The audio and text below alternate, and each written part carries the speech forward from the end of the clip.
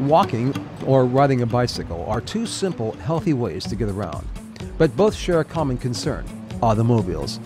And in a direct confrontation, cars win every time. So to help present some simple common sense steps for everyone walking near traffic or riding a bike, we've asked two professional bicycle riders from the Quincy Police Department what steps they take to protect themselves. Always wear my helmet. Always wear a helmet when we're out. High visibility clothing, eye protection, and a mechanical check of the bikes. The value of a helmet can't be overstated.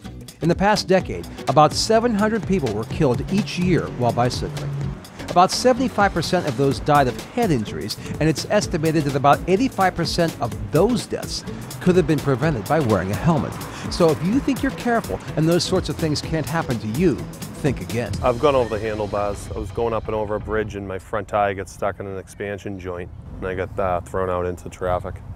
Always keep in mind, helmets don't prevent accidents.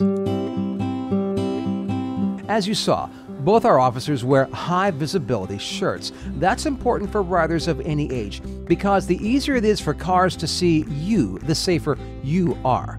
And if you ride at night, Massachusetts law requires that you have a headlight and reflectors or taillights. Reflective clothing is also highly recommended. The bottom line is this: bikers must obey all traffic rules. It's like driving a car. Lieutenant Tim Sorge explains. Some of the basic things that people do that they just aren't aware of probably are ride into traffic with their bicycle. Some people think it's easier if they can see the traffic coming toward them as opposed to coming up from behind them. That's against the law. People who ride on the sidewalk thinking it's safer, that's against the law. Not being aware of people who are parked who are getting out of their vehicles. Just minor things like that. Riding too fast, putting people on the handlebars. Those are all things that are not allowed when you're riding a bicycle. Safety is the most important thing. That's what we're concerned with. At some point in time, all of us are pedestrians. But here's a sobering statistic.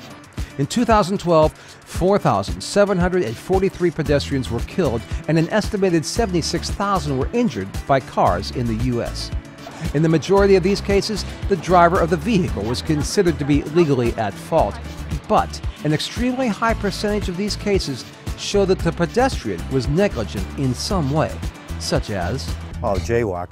They jaywalk constantly. They're using their phones while they're crossing. They may be looking right, but they never look left. Just like when someone's in a car, you could be driving behind them. They'll look only to the right side because the phone's on the left. They never look both ways. One of the big ones I see is it's as simple as not using the marked crosswalks. They're there for a reason. They alert the drivers to the fact that the pedestrians are in the area. Here's a few more things to consider. The majority of those incidents took place in urban settings, usually at night. And most of the time they happened at locations other than intersections, things like jaywalking and crossing against the light. And as mentioned before, distracted behavior like texting while walking all contribute to the problem. Here's a different situation: a high traffic road with no sidewalks. The people you see here are on the correct side of the road facing traffic. Unlike bike riders, walkers walk in the opposite direction of traffic, and once again, wearing bright colors help drivers see them. When walking, try to anticipate what the cars are going to do or what they're not going to do, and never assume that just because you're in the right, you're safe. Anytime you're on the road, whether biking or walking, you're at risk. Following rules, being aware of your surroundings, and making sure cars can see you decreases that risk. It's simple. Be aware, be seen, be safe.